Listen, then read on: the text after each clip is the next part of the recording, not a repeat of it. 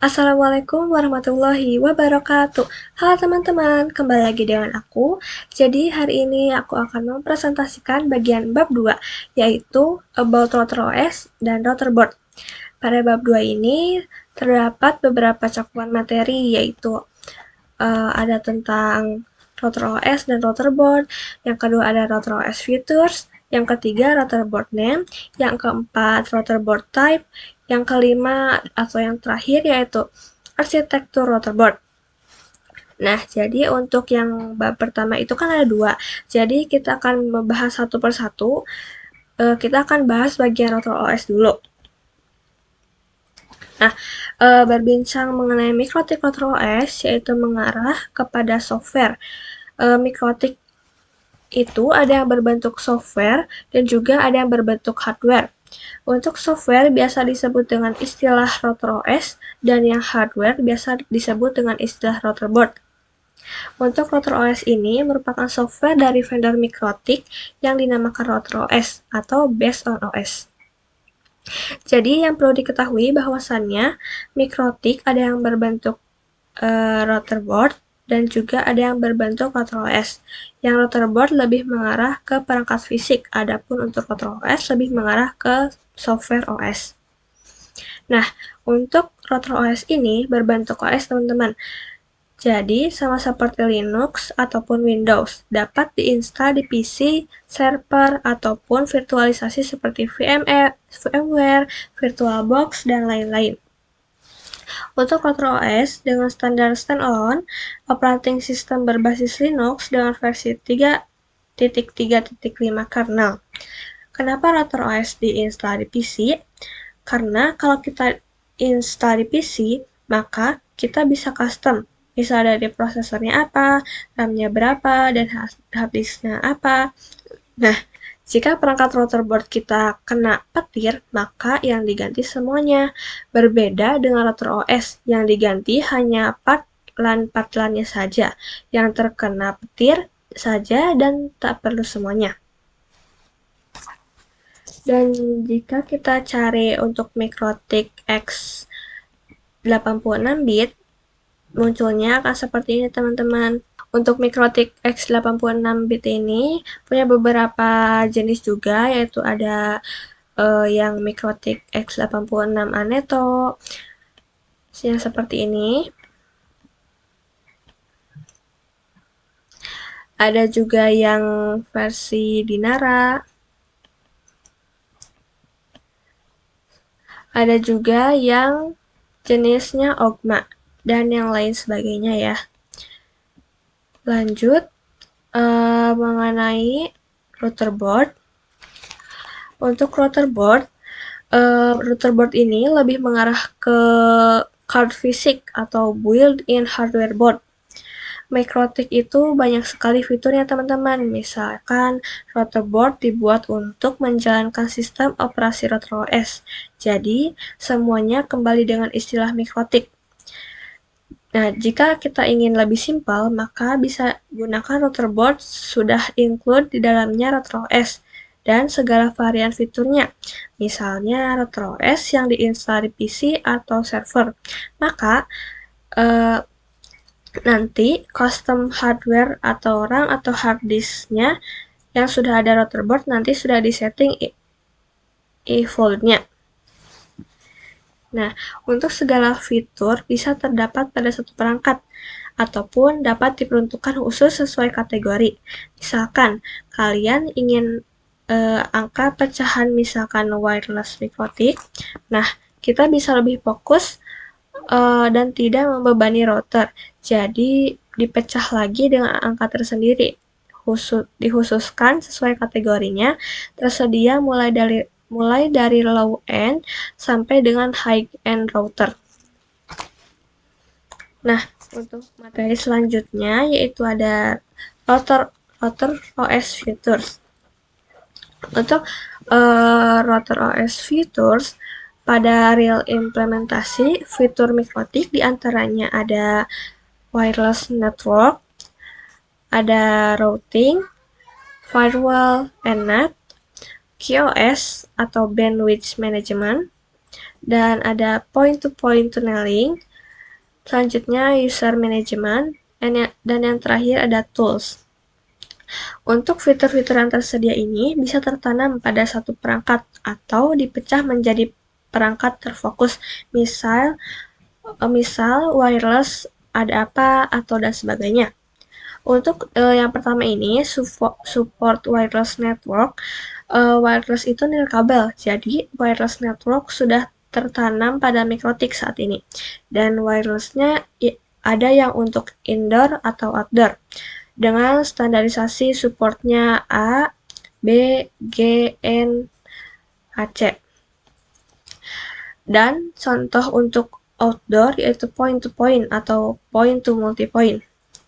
Untuk contoh point-to-multipoint atau PTM ada yang namanya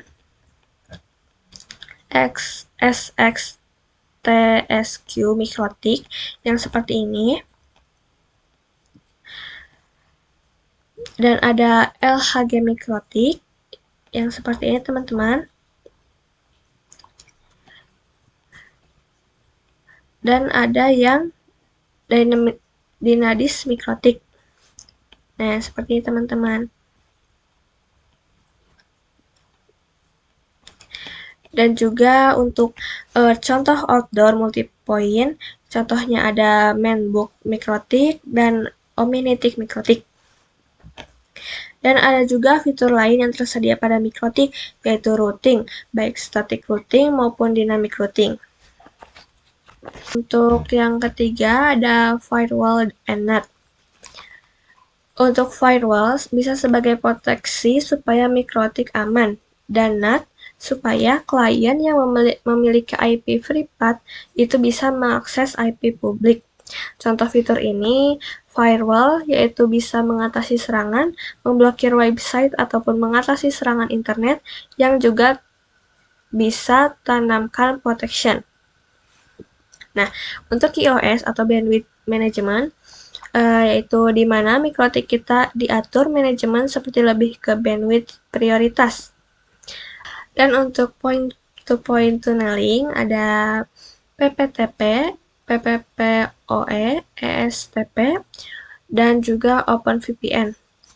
Nah, untuk user management, misal ada DHCP supaya mendapat IP address otomatis. Kemudian proxy, hotspot, radius, dan sebagainya.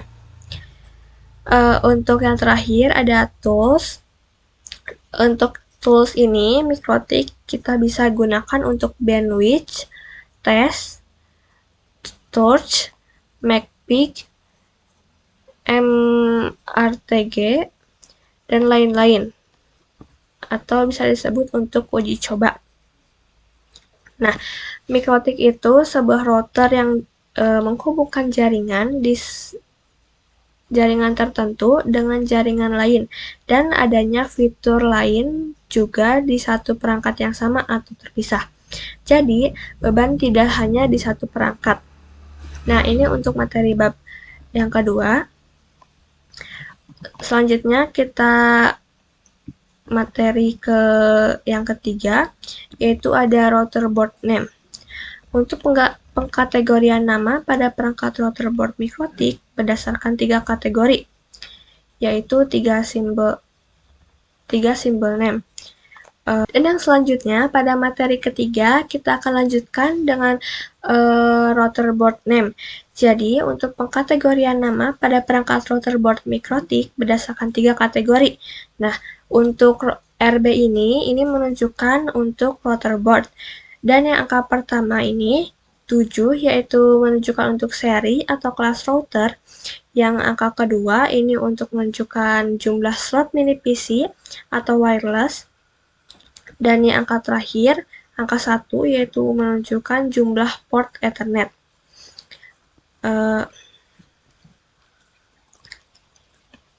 Jadi, nama yang disederhanakan dan disesuaikan dengan tahun pengembangan dan biasanya Ethernet-nya lebih dari 9 port. Contohnya, router board 600, 500, 1000, 1100, 1200, 2000, 2011, 3011, dan 4011. Contohnya, untuk Routerboard 600, yang ini teman-teman, seperti ini. Untuk contoh lainnya, teman-teman bisa langsung searching di Google, atau cari penjelasan di website lainnya. Dan selanjutnya ada Routerboard type.